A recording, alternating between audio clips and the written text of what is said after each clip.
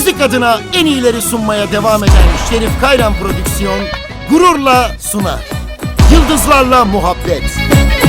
Bundan sonra her hafta sanatçıların şimdiye kadar hiçbir yerde okumadığınız, duymadığınız hayatlarından gerçek kesitleri kendi ağızlarından ekranlarda izleyeceksiniz.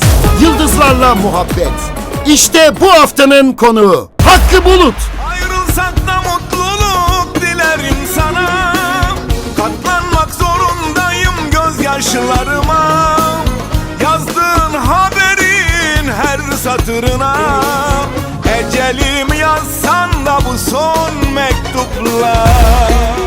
Tabii onların isteklerini çalıyorlar. Kendi kendime ya dedim ne olur dedim bir de beni saysalar ben de mutlu olsam dedim. İkimiz bir fidanın güller açan dalı deyince bendeki sevinci hisset hemen döndüm eşime saadet meşhur oldum. Saadet meşhur oldum. Büyük bir sevinç tabii o gece uyuyamadım. Yıldızlarla Muhabbet.